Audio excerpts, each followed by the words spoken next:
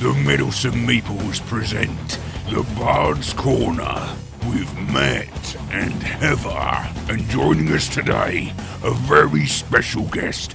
So joining us on the phone today, all the way from Arizona, we have a very special guest indeed, Keagy, lead singer and drummer for Night Ranger, and we're going to be discussing with him topics including Night Ranger's 12th studio album, Don't Let Up, songwriting, having two lead vocalists in a band, his solo material, and some excellent questions submitted by fans about topics such as Ozzy Osbourne, Boogie Nights and Sister Christian. So Kelly, a huge thank you for joining us and welcome to our show. How you doing? I'm good, thank you. How are you? Doing okay. I'm doing great. Working on some songs in my studio here at home in Arizona. Oh, fantastic. I'll definitely be asking you about that later. I really wanted to start off talking to you today about the Don't Let Up album. It's your 12th studio album, released in March, yeah? How are you feeling about the response to the album so far? Well, I think that every time we go in to do an album, you kind of like anticipate, what it might be, and sometimes you're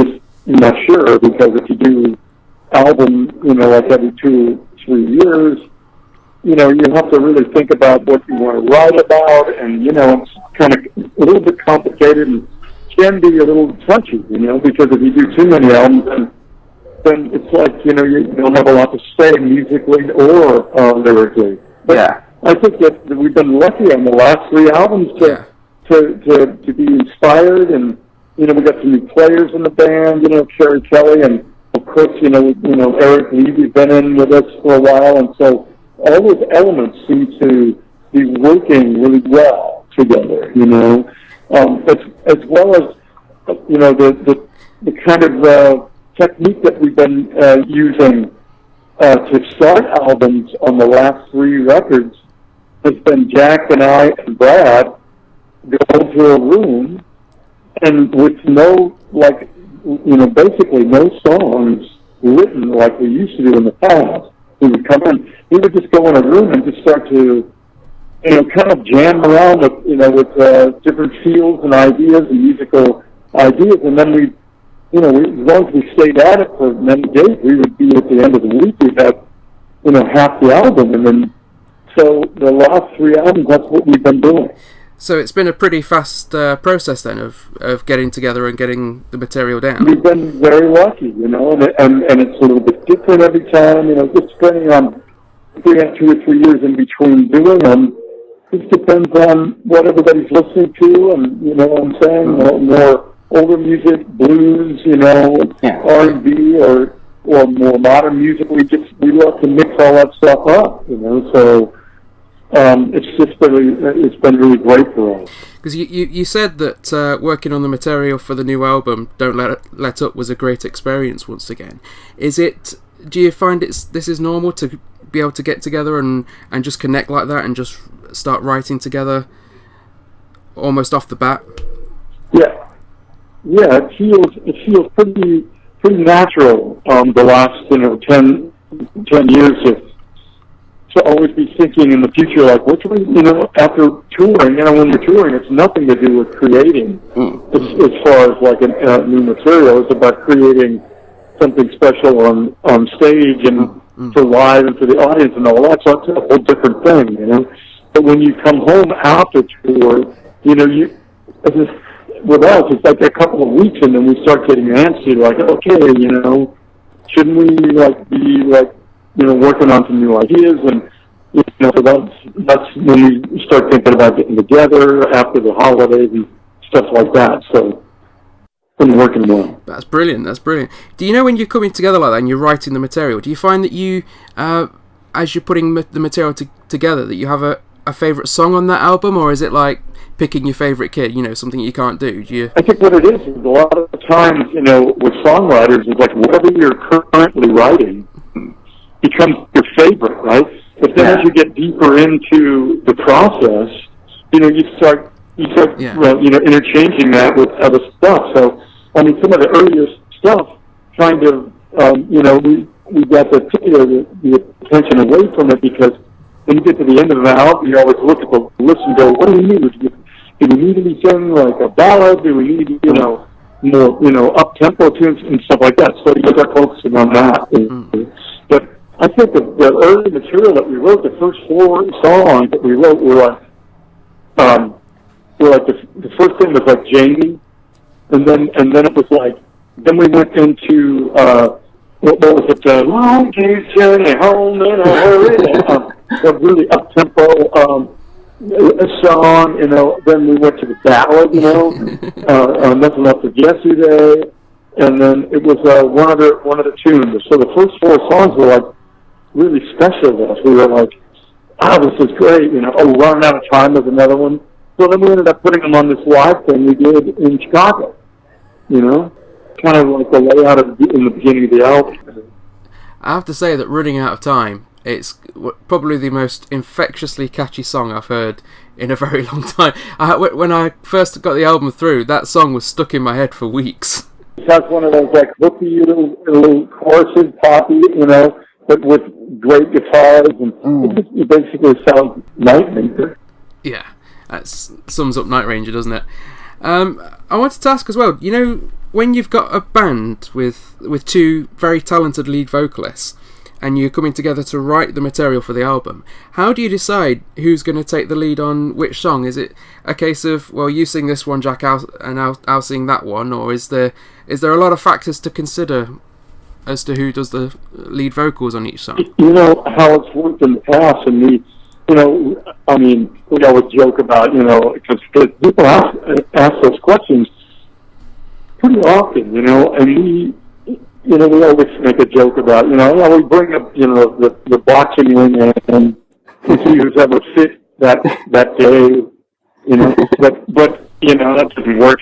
What it is it's just basically, off the cuff, it's like whoever has the inspiration for it, because we let each other try them, and we're really open about, you go out there and try it, and then if it doesn't work, nobody gets upset like, oh man, I wanted to sing it. No, it's none of that. It's like, what sounds best? And we've been playing together long enough to where it's totally cool, everybody's like, let's do what's best. And the good thing is that we do have 2 vocalists that we can have, a different perspective on stuff, and that's a pretty big plus in this. Does it ever affect the writing? When you're putting a song together, do you think, well, if I might be singing this one, I'll maybe take the lyrics in this direction, and if I'm right, you ever write with Jack in mind and think, well, if Jack's going to be singing this one, I'm going to do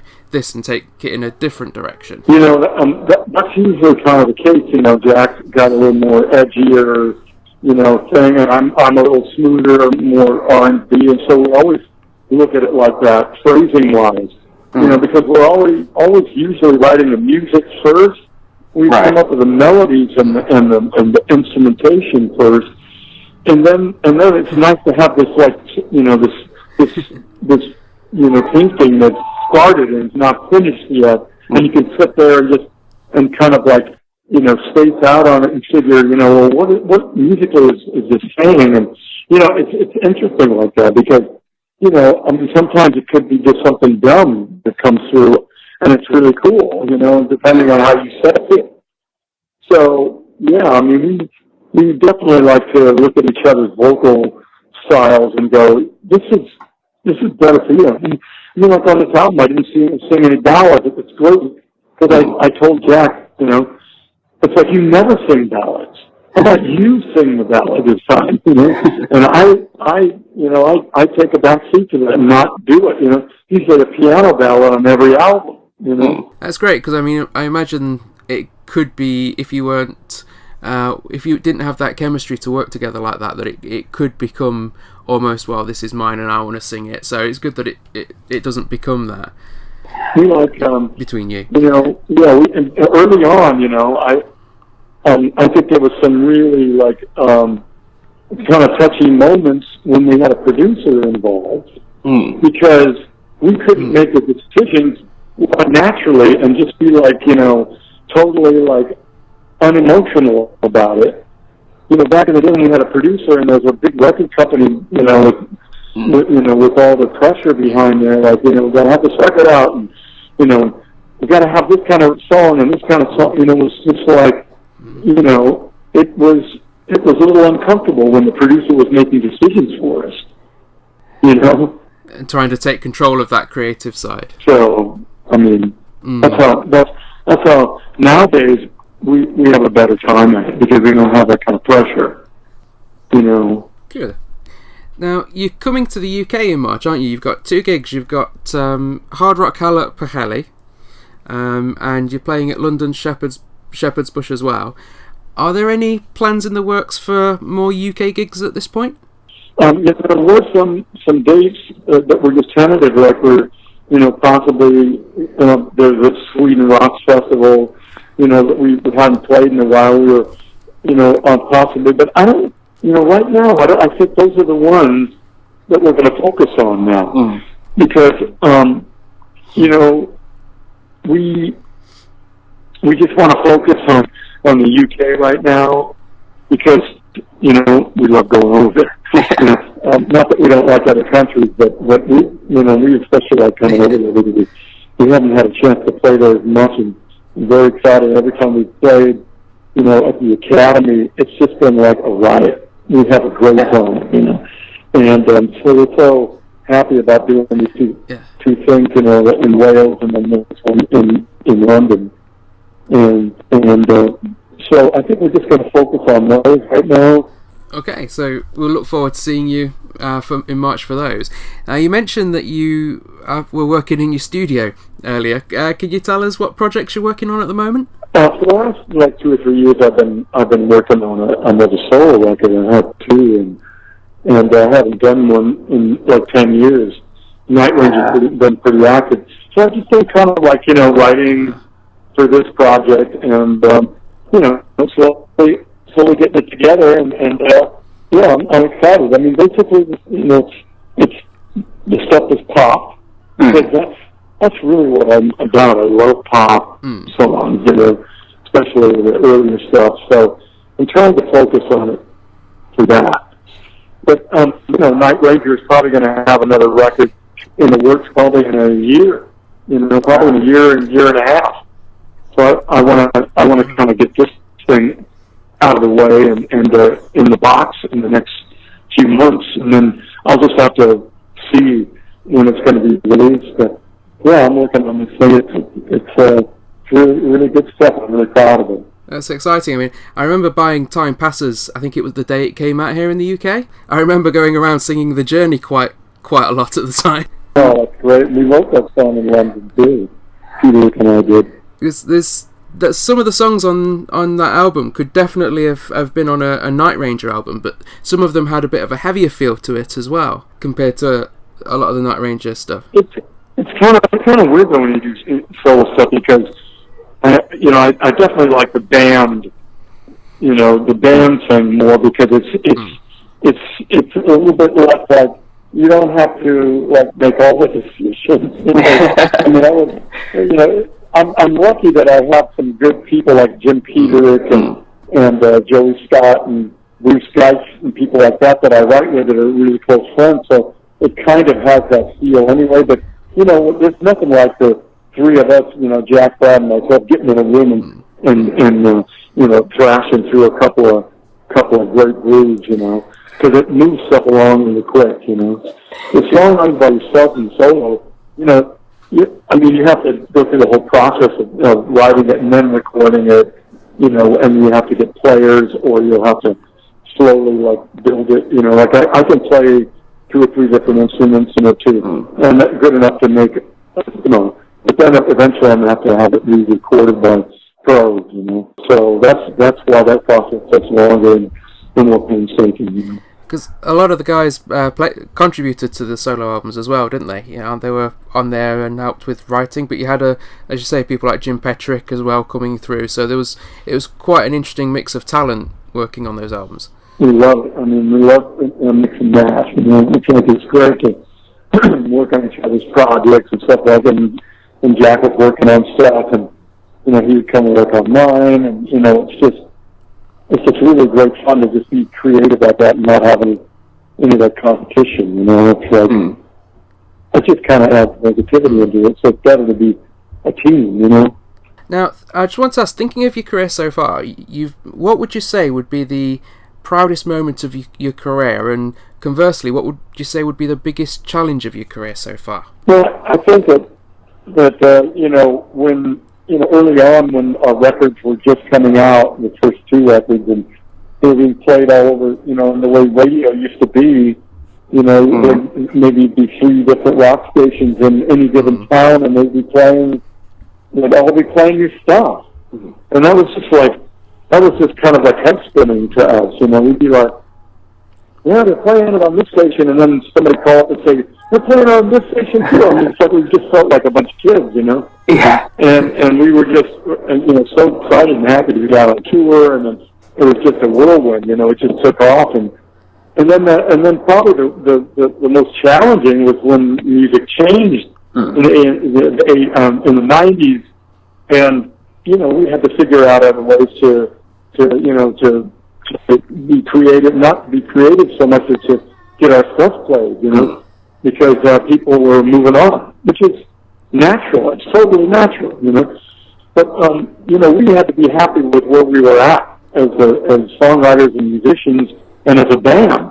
So in that way, it was nice to have a challenge to come up with stuff that people wanted to listen to, you know, and keep our core fans happy, you know, and keep us happy initially, you know.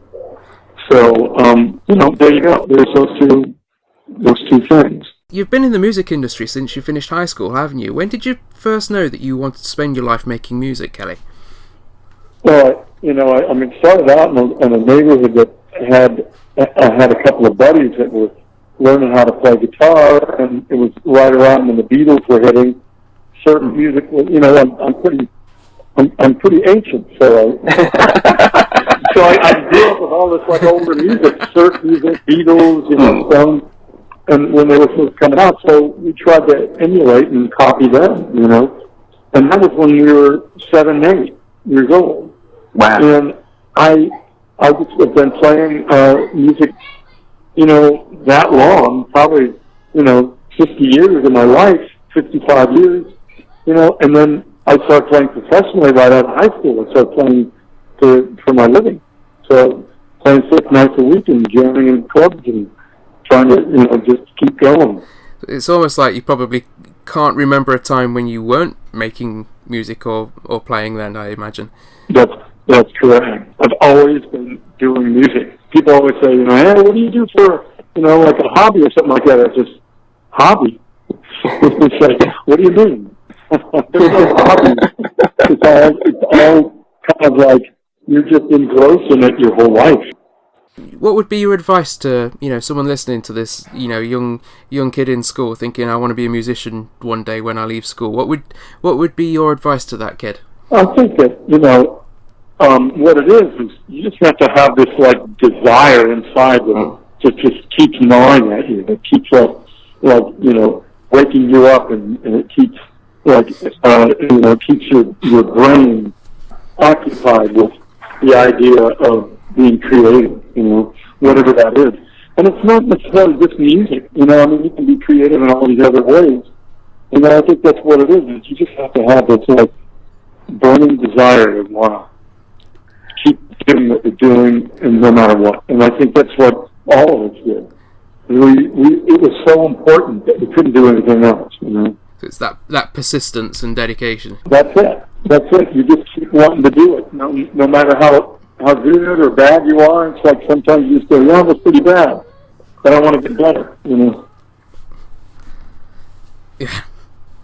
I've got some questions here that people have sent to me. I've mentioned that I was going to be talking to you, so I said, you know, any Night Ranger fans out there, please send me some questions. So I've got some questions from your fans here, if you fancy giving these a shot. Carrington Martin says, as a drummer myself, I want to ask Kelly if there are any particular drummers that you looked up to growing up that inspired you, and who are your favourite drummers today? Well, there's some really great younger drummers out there, but I always tend to go back to the older drummers that I grew up with, like Mitch Mitchell and Ginger Baker. I mean, those two drummers really kind of like pushed rock and jazz, and I always thought that was like so interesting, to me. Basically to hear a rock band playing swing was just crazy to me, and then it just made me want to go and listen to what their influences were, so those two drummers were definitely, and I still go back and listen to them. I still go back and go, oh, I want to check that out or whatever. So I would think that those two drummers, and of course, the first singing drummer, Ringo Starr, was, I listened to the broadcast live in the Hollywood Bowl because I used to live in L.A. and the song called Boys, and he was singing and playing, and I was like, okay, I can do this now. I think I can do this. I want to try this out. So. Rebecca Weingart wrote in asking, "What is Kelly's favourite song to perform live?" Well, I think a lot of times, the old standards that we play are they've developed over the years, so they become like even more passionately played and stuff like that. So some of the songs off the first two records, I mean, when you close your eyes and Don't Tell Me You Love Me, Sister Christian, Sing Away, those older ones are great. And then, it's always whatever you're working on that's current too. So we just came back from Japan and we played like 4 new songs over there. And every night we like put a new, like two new songs in there. And just to have the audience reaction of oh my God, they know these songs, was amazing. And so it made us every night just come to another level and play those new songs, as good as we could and possibly could. So yeah, I mean, Running Out of Time, that's a great one, and just I think that when you're working on a new album, you want to make those new songs special. You might be surprised, several people wrote in regarding Sister Christian. Vera Christina and Sean Riley wrote in asking, did you expect Sister Christian to take on a life of its own the way it did, particularly after Boogie Nights? No, I think that when I started writing that melody, because I started off with the chorus, and it was like, I thought it was just corny, I just thought, oh no, it's kind of corny and motor, and this, everybody was like, what are you saying, And I was like, well, it's like, I don't know. It's like, it's fun. It's like you're on a motorcycle, Yeah. You're driving in the car. That's all it is. And then it became like this whole tribute to my sister, her name is Christy, and I just wanted to kind of be like a big brother to her and that, kind of give her a warning about growing up. That's all it was, It was simple.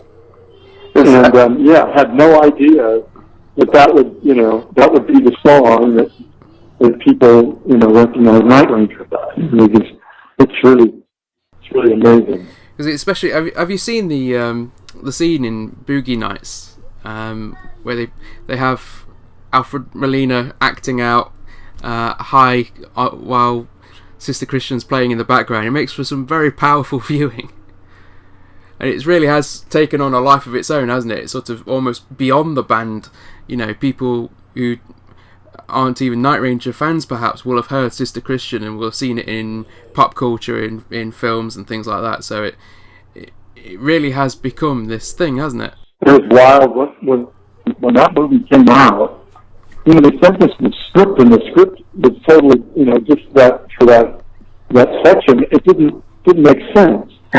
And then they actually put it together, and we went and saw it in the theater. We were like, back in the 80s, they were, we did some pretty wild things when we'd be down there making records in Los Angeles, and that just seemed like that was like a chapter out of one of the nights, that we were in LA doing albums. Yeah. Because I think we had been there. You know, you go to the dealer's house. You know, I mean, we're just having fun. We're not like junkies or anything. But you know, back then there was a lot of drugs and a lot of stuff around. We were partaking. You know, but it seems like that was like somebody, you know, like watched us back in the day, and said, that would be a good scene in a movie. Yeah, semi-autobiographical, yeah. What? It was like, oh my God, I can't believe they're doing this. You could have stayed in the Hollywood Hills, and you know, that was just like, oh my God, crazy. Well, I think you've kind of answered the next question, because Aaron Allsop wrote in asking what was the inspiration and meaning behind Sister Christian. Michael Schaffer also wrote in about Sister Christian, but he said, what was Sister Christian's actual price for flight? I know. It's funny, but you can't really tell what the song's really about, but, you know, because, like, when we were actually, like, before I'd written any of the lyrics and I was saying Sister Christy, blah, blah, blah, blah, you know, and I think that the band was like, what are you saying there? Well, you know, I just want to, you know, and I said, I'm just writing the thing about my sister, Christian. And they said, oh, I thought you said Christian. And we all kind of like paused and said, I think it's better. Okay? So we used that. And the play off of that is even more mysterious and more and cooler. So, I mean, that's kind of, you know, kind of a license we take sometimes. You know, sometimes nonsense makes sense. I think sometimes, because if a song may have a more of a vague meaning, but it gives people more chance to put their own meaning into the song and make it their own. Maybe that's one of the reasons why it has grown so much into popular culture, because people relate to it in different ways. I agree, and I think that's the beauty of songwriting and music in general, is that you don't always hear every lyric, and sometimes your imagination might you know, draw another conclusion, which is kind of cool, you know, in a way. The last question that I was going to share with you that was sent in to us, Timothy Dillingham, he wrote in saying, I'd like to ask Kelly what the mood of the band was when Ozzy hired Brad Gillis for his tour. So obviously this is referring to back in '82 when Randy Rhoads sadly passed away and Gillis stepped in on the tour. Yeah, but Timothy's asking what the mood of the band was at that time. Well, I mean, we were definitely working, you know, on trying to get a deal. We have I think 4-song demo out there with none of the hits on it. We had, like, you know, some of the, you know, because we wanted to be a rock band, we wanted to be recognized as a rock band, so we had demos out there, and it was just kind of like, you know, that process when your record's being shot, there's all this time, but, you know, and it's dead, and it's like dead space, you know, and you're like, what's going on? And, you know, we'd be writing songs, and then we'd take a break, and it just happened to be right during one of the times when we were just kind of just sitting there, not really doing any gigs. We had already written the songs and done some demos and had rockets. And Pat Thrall, who was playing with Pat Travers at the time, couldn't do it. He got asked to go and audition for Ozzy, and he couldn't do it or something like that. It was something to do like he already had a gig or whatever.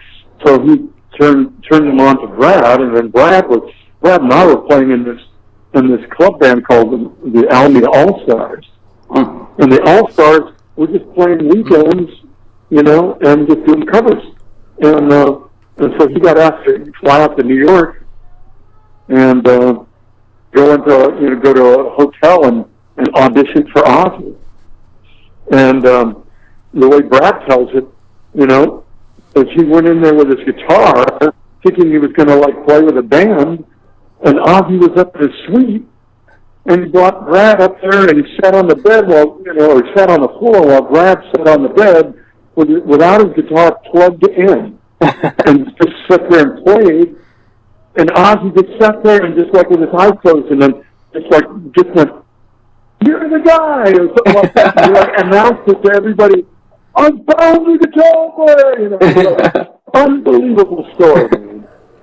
Wow. And Brad's like, well, what are you talking about? You haven't heard me play. He's like, you're the guy. Oh my God. He was just thrown into the fire like that. And so then he finished the tour. It was like 6 months. We were still trying to get a deal. And then right at the end of the tour, when they got done, and then we had a couple of dates left, like a UK date or something like that, and they recorded that live show in New York, you know? The Speak of the Devil. Speak of the Devil, that's right. And so, you know, they were going to take a break, and then, you know, 2 weeks after that, Pat Ross, our producer, called up and said, you know, we got a deal, you know, with Boardwalk. We're like, oh my God. And so Brad was home, and we went right into the studio. Probably within, you know, 2 or 3 weeks, we went to the studio down to LA. We were in San Francisco. Wow. So the timing all sort of fell together perfectly then, really. Unbelievable. You know, unbelievable. When we were cutting tracks, Ozzy actually came down to the studio to visit and came down and said hi. And that was the first time I saw him in head shape. We walked in, we were all like, oh my God! It must have been strange just there recording, turning around and seeing Ozzy there. Brilliant. Oh, God. Oh, brilliant.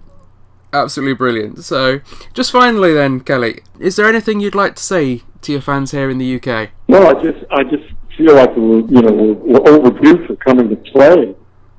You know, a date, and I'm so glad we're going to be playing at Shepherd's Bush. I mean, that's just legendary to me to be playing this place. But I've heard some of the recordings come out of there, and just, you know, the history that it has, and also playing with our good buddies, you know, on Skid Row. It's going to be a fun show. We're going to have a great time, and I'm looking forward to spending some time in London. It's going to be a great show. Well, thank you very much for speaking to us today, Kelly, and all the best for the solo album. I'm really looking forward to hearing about that when that comes out. Thanks, Matt. I appreciate the opportunity, and hope to get to see you at the show. Yeah, definitely. I'm planning on being there. Look out for us. I'll buy you a beer. Thank you. Lovely. Yeah. Thank you very much. So a huge thank you to the wonderful Kelly Keagy for joining us. A big thank you to his management and to Gary at Red Sands for setting that interview up. And we want to thank all of those who wrote in with questions for us to present to Kelly. We hope you enjoyed getting those questions answered. We hope you enjoyed the rest of the interview as well. Thank you. Stay meddlesome. Farewell, Quester. To find out about other productions by the Meddlesome Meeples, then check out our channel or rendezvous with us at meddlesomemeeples.com. Until next time, Quester, farewell and keep thine axe sharp.